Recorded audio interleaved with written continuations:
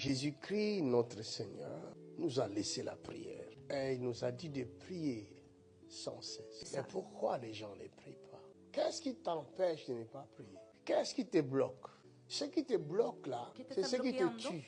Ce qui te bloque, quand on te dit prie, là tu fermes ta bouche et tu regardes les autres qui prient. Cette pensée-là qui parle en toi, qui t'empêche de prier comme les autres prient, c'est cette entité qui te détruit de l'intérieur. Et toi, tu penses que ce sont tes pensées. Mais ce ne sont pas tes pensées. C'est un être. Ce n'est pas parce que tu ne le vois pas qu'il n'est pas là. Il est bien là. Parce que toi-même, on ne te voit pas.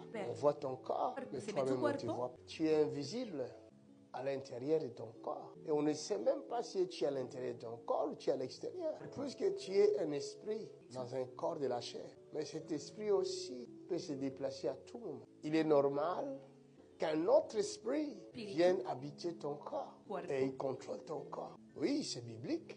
Dans Marc chapitre 5, tu liras chez toi à la maison. Jésus parlait à un homme qui était possédé. Il chassait l'esprit méchant qui était en lui. Mais ce n'était pas l'esprit de cet homme-là. C'était un esprit venant d'ailleurs.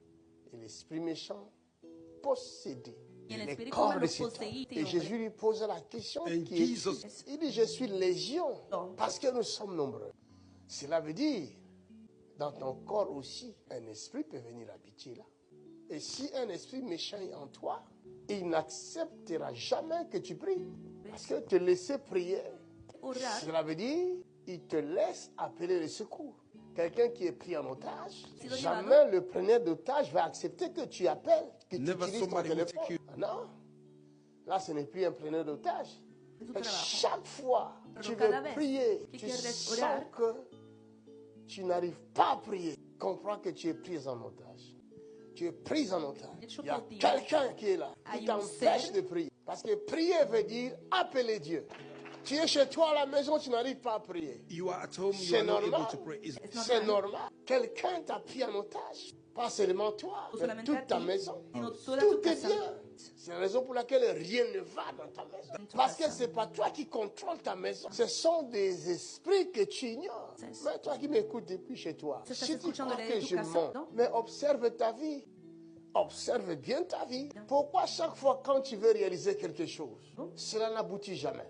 Tes projets n'aboutissent toujours pas. Pourquoi ta vie ne marche pas bien? Qui n'aimerait pas être riche aujourd'hui? Qui n'aimerait pas être stable dans sa vie? Qui n'aimerait pas réussir dans son foyer? Mais pourquoi tu ne réussis pas dans ton foyer? Parlons un peu. Pourquoi? Ce que tu y es, c'est ce que tu aimerais être vraiment. Je pose la question. Ce que tu y es aujourd'hui, c'est vraiment ce que tu aimerais être?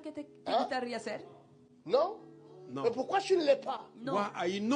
Qui te bloque? Qui t'empêche? Ton voisin est un homme comme toi. Il est né d'une femme comme toi. Mais lui, il réussit. Financièrement, il prospère. Ses entreprises prospèrent. Mais toi, tu ne prospères pas. Tu aimerais faire comme lui. Mais quand tu essaies, ça ne marche pas. Pourquoi? Maintenant, quand on te dit prie, tu n'arrives pas à prier. Tu ne sais rien faire. Business, tu n'arrives pas. Même quand tu vas aller travailler quelque part, tu ne gardes pas ton boulot. On te renvoie quelques mois après, quelques semaines après. Même un petit boulot, des femmes de chambre. Tu ne sais pas garder ça. Cela veut dire qu'il y a quelque chose qui ne veut pas ton bien-être.